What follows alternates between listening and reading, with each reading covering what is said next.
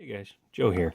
Today's video is going to be about the NES Classic. As you can see, this is one playing Galaga behind me.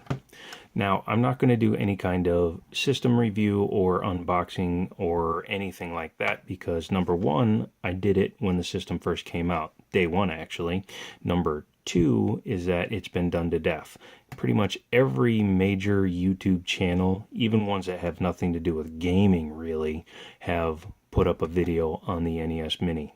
So, why am I making a video? Because when you buy the system, you get one controller. It's a very nice controller, looks exactly like the original controller, however it does suffer from an extremely short cord.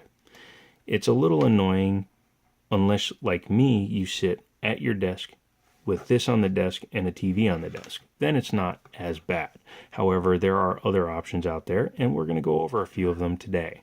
Now, these are just my opinion, and at the end of it, I'm going to give you my opinion for the controller I like the best, but I want to give you a few options. I'm going to start with the cheapest option that I could find, and then we'll go from there. Starting with this one. It's from a company called Yoke. I believe that's Yoke. And it's designed to be compatible only with the NES Classic. Now, will it work with a Wii U or a Wii through the Wiimote? I'm not sure. I've never tried it.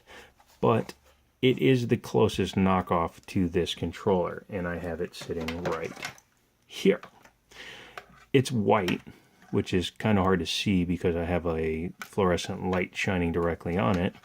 And it's the same size as the original style controller. However, it feels a lot cheaper than the original controller. The plastics don't feel quite as good. The buttons actually feel okay, but the D-pad feels pretty cheap in comparison. It's not a bad option, and for $10, it's definitely worth picking up, considering that if you can find just the controller first party, you're going to spend anywhere from $60 to $100 for that controller. And this is almost as good as that, which means that that isn't that great, to be honest. Your next option is if you want to sit farther away, you need to get one of these. It's an upside down controller. There we go. This is the Nyko Mini Boss.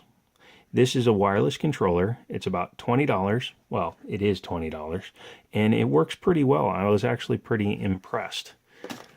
As you can see, it uses the same color scheme as the original controller, and it's about the same size, a little bit smaller, but it actually varies quite differently in terms of its design. The buttons, for one, are laid out in an angle, and if you actually look, it's actually centered in the controller versus the D-pad here and the Start Select, which are lower.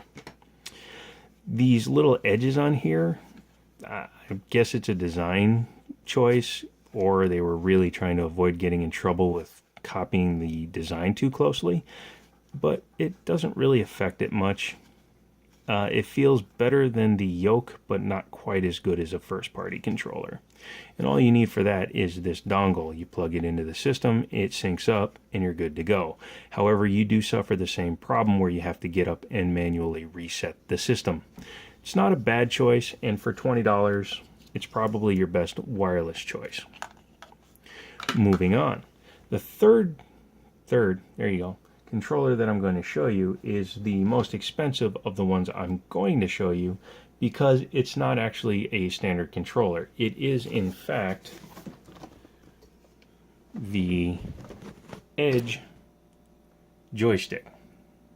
This is a NES Advantage clone, I guess it would be. It looks just like the old NES Advantage. Pardon me as I set you back down.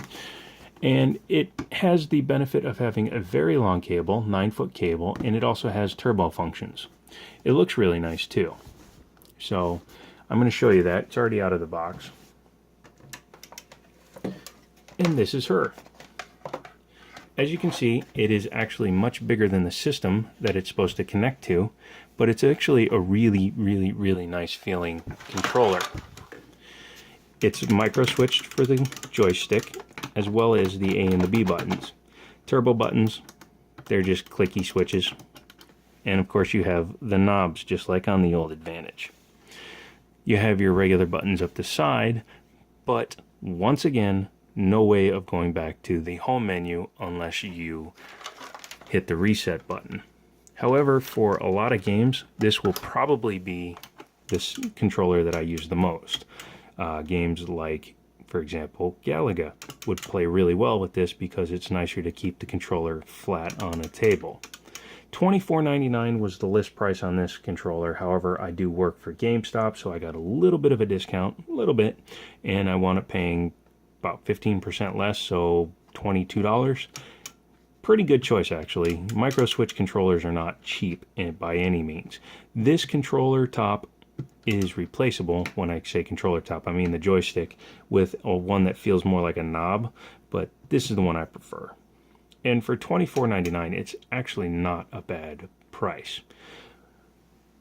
Lastly, and I am going to admit that this is my favorite controller so far of all the ones I've tried, and it's the same price as the yoke when you buy it pre-owned, and that is the Wii Classic Controller, for one really big reason. Now, it doesn't have a cable that's much longer than the factory one. In fact, it's only about 3 inches longer, but this has a few things that set it apart.